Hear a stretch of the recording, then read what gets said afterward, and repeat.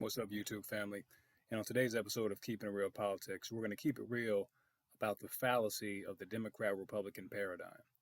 And in American politics, it is assumed, generally speaking, by most people that Democrats and Republicans are the only quote unquote electable candidates. Even though there are more than two parties officially, the two parties that are normally assumed to be electable are Democrats and Republicans. Now, one would assume at that point, if Democrats and Republicans are quote unquote electable, that people actually respect them, like the results they're getting from them. But that couldn't be any further from the truth. When people look at politics today in America, it is always a race to the bottom and is basically assuming that the taller midget is going to win. And it's never been more clear than in 2016 when Hillary Clinton and Donald Trump ran for the president of the United States of America. Both Hillary Clinton and Donald Trump had upside down approval ratings, meaning that more than 50% of the people polled did not like either one of them. Now, in a sane world, neither one would have won because people would say, okay, look, if we're tired of doing the same thing over and over, expecting different results, then we're going to vote for somebody else. Now, there are other options. There's the Green Party option. There's the Libertarian option. And there are some offshoot options that are probably smaller, or probably lower on the totem pole. But long story short, there are more than two options, but we were always assumed to only have two. And it makes no sense that in a nation of 300 million people, we only have two options to choose from. That makes absolutely no sense. Because in any other aspect of American life, you've got way more than two options. If you go to the grocery store, you want toothpaste. You've got Crest, Colgate, Aquafresh. You've got dozens of choices of toothpaste. If you want a new car, you don't have to choose just between Chevy and Ford. You can choose Honda, Toyota. There's dozens of choices there. But when it comes to the most important thing that affects our lives, which is taxation, which is all the different things that affect the political realm in which we live, we're told that we have to suck it up and vote for one of two options that we know up front are terrible. Now, when we look at the mess that is our current economic system, we're 23 trillion probably and counting in debt. The Democrats, Republicans can't point the finger at anybody else other than themselves because the last non-Democrat or Republican president was in the 1850s with Millard Fillmore and the Whig Party. So the Democrats, Republicans own whatever mess that exists today. They both own it. And so it makes no sense for the American people to continuously vote for the same corrupted individuals who have gotten us into this mess that we're in right now.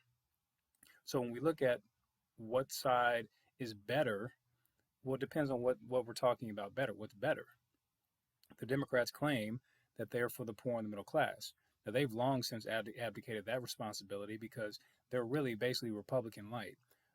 In this most recent presidential campaign, Bernie Sanders is probably what some people would consider the more progressive liberal candidate.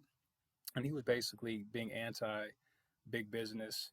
But that scared the ever living crap out of the Democrat Party because they basically put all their chips in on Joe Biden.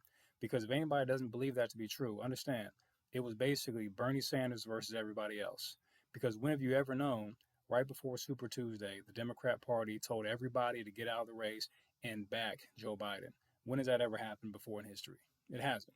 Because at the end of the day, the Democrat Party wants to be Republican light. They didn't want to be looked at as a socialist party. They didn't want to be looked at as anybody that was anti-business. But at the end of the day, there is something that needs to be changed. Now, does that mean that we go to a socialist construct? Absolutely not. But at the same time, the fact that the largest corporations in America are basically the ones who basically write the legislation because they have lobbyists at their behest in Washington, D.C. that craft all the legislation, that is a problem. Yes. And because there's no pushback between the Democrats and Republicans, another option does have to be put into effect. The Republican parties, they've always been known as the big business party. So when it comes to them being beholden to big business, nobody's really shocked at that, but at least needs to be a counterbalance. And when the Republicans say that they want smaller government, that's only words. They don't mean that. They have so many asterisks next to that it doesn't really hold water. Because if you believe in smaller government, what happens is that means you don't care about legislating people's bodies. Being anti-gay marriage is not being small government. That's infusing the government into people's personal lives. You can't be small government and at the same time say that you don't mind fighting endless wars overseas. You can't do that. Those two do not jive together. So at the end of the day, there's no consistency between the beliefs of either the Democrats or the Republican parties, meaning that other options do need to be put on the table. And that at that point, what the other options are is really beside the point. We just need more options, whether it be libertarians, Green Party, independents, whatever parties people want to create out of thin air. We have to have additional options because if there's an extreme, if there are 300 million people in this country, you obviously cannot have 300 million parties. That's ridiculous. You can't do it.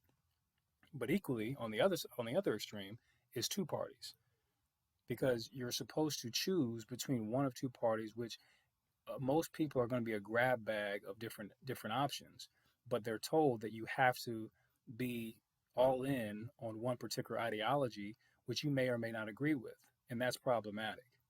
So moving forward as a people, as a country, people need to stop voting based upon strictly party lines, support the best candidates for the positions, and ultimately, I guess, encourage those who may not feel comfortable necessarily with running for political office, encourage them to run so we can get more quality candidates and have less regard for whether they're a Democrat or a Republican.